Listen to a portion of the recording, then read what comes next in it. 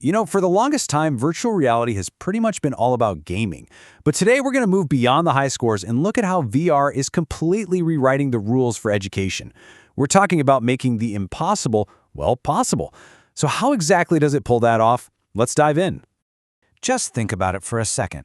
Yeah, textbooks and videos can describe these things, but can they actually make you feel them?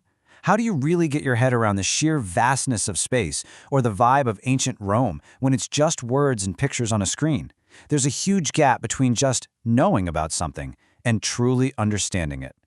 And that's exactly where VR flips the script. It's the difference between just passively watching something and what psychologists call embodied presence. Now, that's not just a buzzword. It's that deep gut-level feeling of actually being there. Your brain is basically tricked into believing you are physically in that virtual world. So you're not just an observer anymore. You're a participant. You're totally immersed. And look, this isn't just a hunch. The data is pretty incredible. Studies are showing that learning in VR can lead to a 76% increase in effectiveness compared to the old-school methods. I mean, just let that sink in. That isn't a small improvement. It's a massive leap forward in how we learn and remember things. So where do we even begin? Well, let's go to the ultimate inaccessible classroom, outer space. Our first stop is the Emmy-winning Space Explorers Ultimate Edition.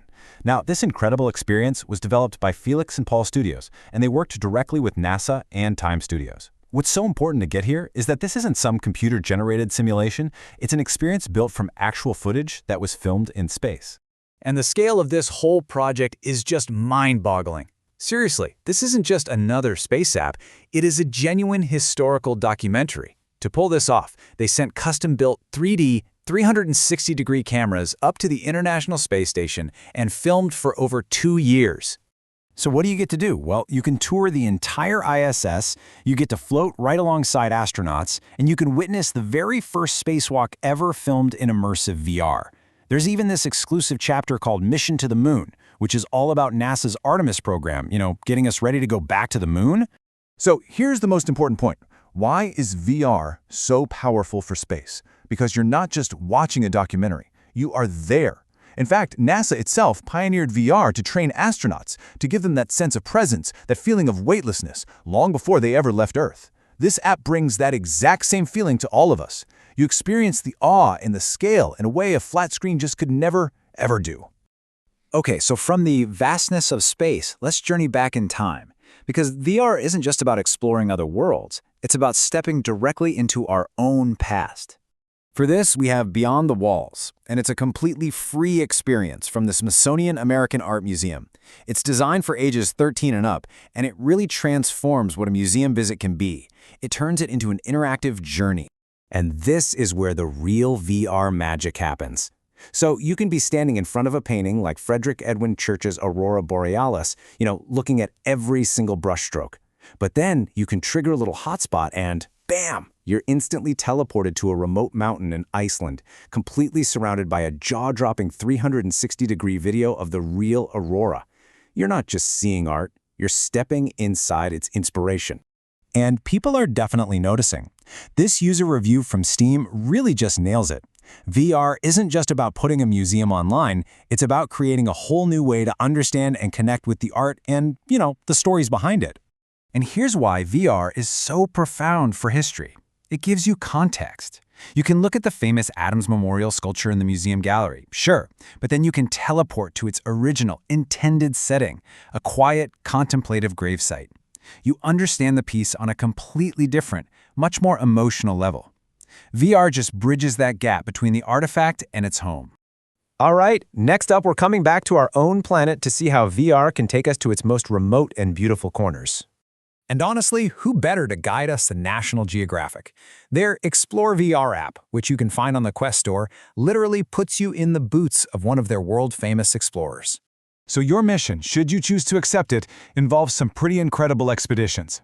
You'll be kayaking through these treacherous Antarctic ice fields to find a lost colony of emperor penguins. Then you'll travel all the way to Peru to explore these stunning digital reconstructions of the ancient Incan citadel of Machu Picchu. And here's a really clever detail in the design. Your main task is to capture photos for a National Geographic assignment. This simple mechanic is just brilliant. It transforms you from a passive tourist into an active participant. You're forced to look closer, to frame that perfect shot, and to really engage with your surroundings on a completely different level than a simple virtual tour. Okay, so from the vastness of our planet, we now turn inward to explore an equally complex universe, the human body. This question really gets to the heart of the problem for so many students. Anatomy is inherently spatial, right? The circulatory system, the nervous system, they're these intricate, overlapping 3D networks. Trying to understand them from a flat diagram in a textbook is kind of like trying to understand a city by just looking at a single photograph. This is the exact problem that apps like Human Anatomy VR are built to solve. This is a highly rated, really robust platform that's used by educational institutions to fundamentally change how we learn about ourselves. And this is precisely why VR is such a game changer for anatomy. It makes the abstract tangible. You can physically grab the skeletal system and just rotate it in your hands. You can peel away layers of muscle to see what's underneath. You can literally walk around these intricate systems, exploring them from every single angle you can think of. This kind of hands-on exploration creates a deep, intuitive understanding that just memorizing stuff can't match. So, after journeying through space, time, and even inside ourselves, what does all this mean? Well, we're looking at the future of how we come to know our world. Let's circle back to the hard data, because the numbers here are truly transformative. Learners in VR are up to 4 times more focused because, well, there are no distractions. They can train up to 4 times faster than in a traditional classroom. And maybe most importantly, they show a 275% increase in confidence when it comes to applying the skills they've learned.